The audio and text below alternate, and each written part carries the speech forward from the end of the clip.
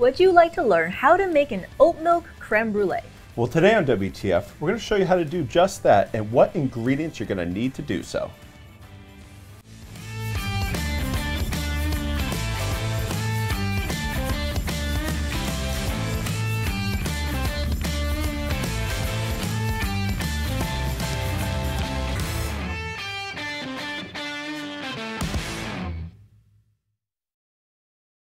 Hello and welcome to WTF, where we transform food here in the Modernist Pantry Test Kitchen. I'm Chef Scott Garren.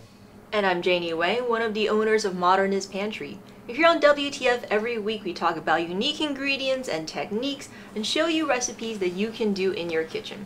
So remember to subscribe and ring the bell and you'll get notified of our episodes when they come out. And don't forget, we are doing giveaways every single week.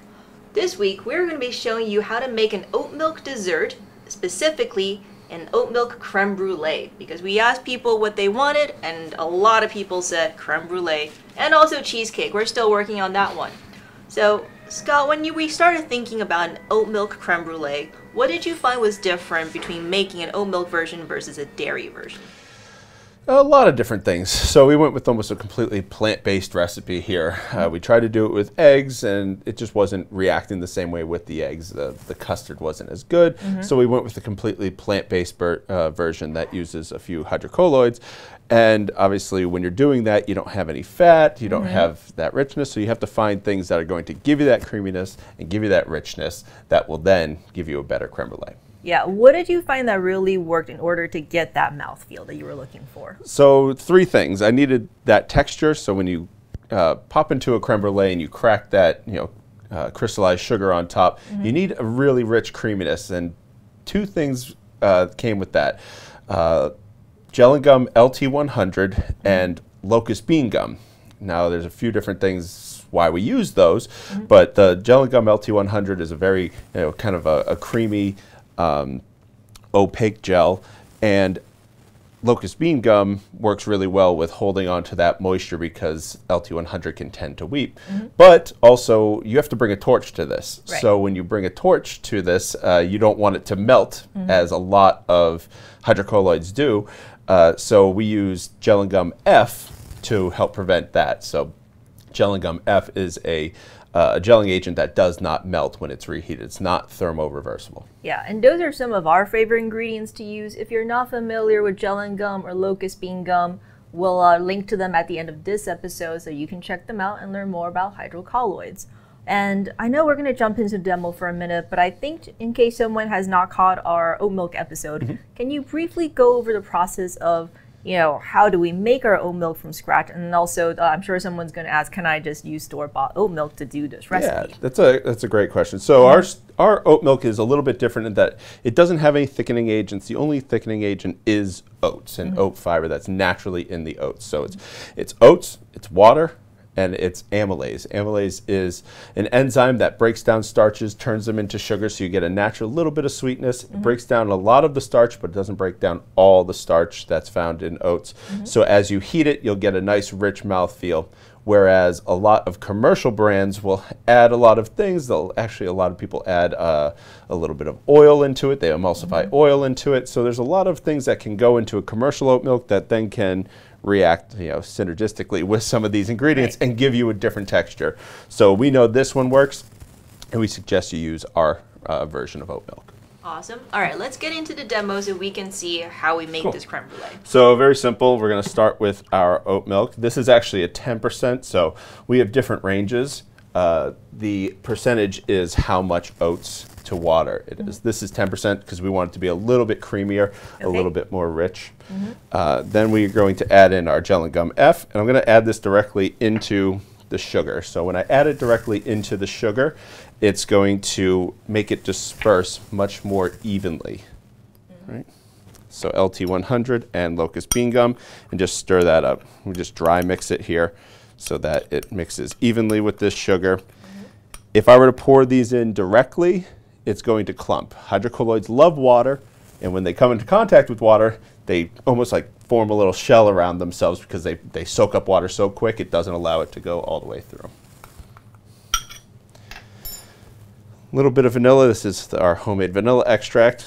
You can find a link in the description below to that recipe. And I'm just going to, before I turn on the heat, I'm going to sprinkle this in. And is it important that you sprinkle it in before you bring this to a boil, if you're bringing it to a boil? Yeah, so like I said, this stuff loves moisture. So when it's at a boil, it's going to grab onto moisture and try to hydrate immediately. By hydrate, I mean when it comes up to a certain temperature is when it absorbs the most liquid. So you can whisk it in now and it won't fully hydrate until you reach that temperature. So if I were to already be at that temperature, I would not. Sometimes I'll get some clumping there. So I just mix it in prior, and then I'm able to start heating it now. And if you want just a little bit of egg color in there, I put about 1.5 drops of yellow food coloring. This is optional. This is just for aesthetic. But it gives it that nice kind of eggy, custardy look. There, I'm just going to turn it on and I'll whisk it briefly, but once it comes up to a boil, it's done. I don't have to take this and put it into a ramekin and then put it in the oven in a water bath and bake it at 200 degrees for a very long period of time. I don't have to worry about all this. I'm going to put it into my ramekin. I'm going to let it set in there. If it's cool enough in the kitchen, it can set within 10 minutes. It's really incredible. So I made this, right before we started shooting. You can see it's completely set up. Cool. You can tilt it and everything, and it's ready to go. So awesome. Let this come up to a boil, and then we'll move on from here. All right. So while Scott is whisking away and keeping that creme brulee boiling, I wanted to talk real quick about this week's giveaway, which is going to be a 250 milliliter bottle of the amylase, as well as both gelling gums and the locust bean gum that you're going to need in order to make this creme brulee recipe. So in order to enter to win, we've been getting a lot of requests for oat milk ice cream, so we definitely want to add that to the list of things that we tackle. So leave in the comments below a flavor of oat milk ice cream that you would like to see us attempt here in the kitchen. And back to Scott. And I think it would be actually pretty good if they do that, and then we make that ice cream for the episode. Yeah. So the best comment wins. It's going to be some crazy flavor. Yeah. Black garlic. Black garlic, sriracha. Yeah. Great. Yeah, this just has to come up to a boil, and when it does, we'll pretty much be all done. All right, so we reached a boil, and here, we just lower our temperature down, and then we can ladle it into our ramekins. I want to make sure that I am gentle with this because you don't want too many bubbles on top. If you were to bring this to a rapid boil, it can obviously foam up just like anything would. So I want to make sure that I am not overboiling it, and a little bit of bubbles on top are fine. But I'm going to then ladle this directly into a ramekin. And about 6 ounces, 4 to 6 ounces makes like a really nice portion for creme brulee. Do this one as well.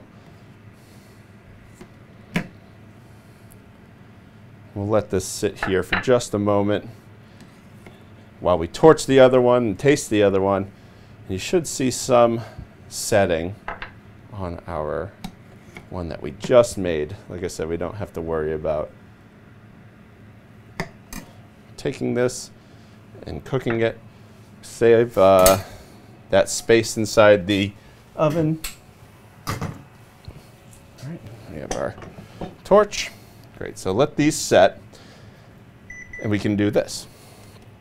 So Janie, do you like creme brulee? I love creme brulee, but I usually can't eat it because of the lactose intolerance. This is perfect then, right? So with creme brulee, I like to do a little thin layer of sugar.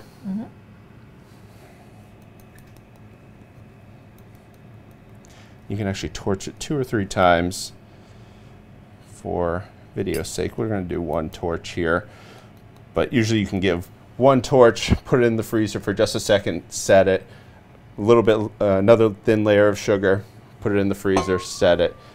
I'm used to doing a lot of creme brulee, so I like to hold it in my hand. If you're doing it at home, place it on a metal pan. I always put a metal pan upside down because if the metal's directly on something, you don't want to burn what's underneath it. And then you can then torch it. So I'm just going to torch this. we may be able to do two layers here. Let's do another quick little layer.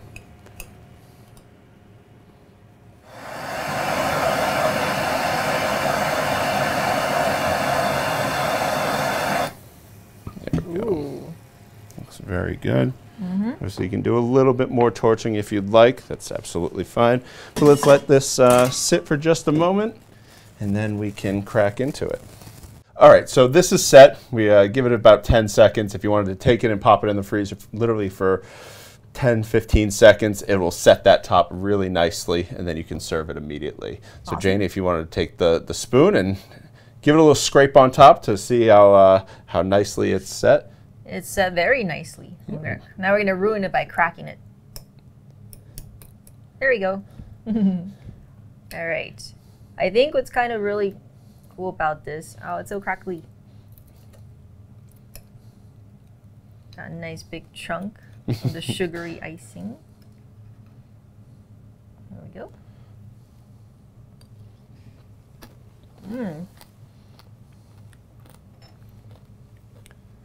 It's really nice. It's very smooth, very custardy, still soft. Sorry, I have a mouthful of sugar now. Yes. It's like tacking to my teeth. Yeah, so what we wanted was the ability to get in there and kind of scrape it off the bottom and have that crispy sugar that is on top, just like a regular creme brulee. But that texture is something that you really want. You don't want it to be chewy, which if you add too much of these, you will find like a chewiness. Sorry, too much of these hydrocolloids, these ingredients. So we found like a really nice baseline that you wanted to use. You don't want to go too much more, but make sure that you are, following this exactly, and you'll end up with a really great creme brulee. Yeah, so give this recipe a go. You can find all the links in the description below, and of course, learn more about hydrocolloids and how we made this oat milk. And until next week, from here in the Modernist Pantry Test Kitchen, I'm Janie Wang. And I'm Scott Guerin.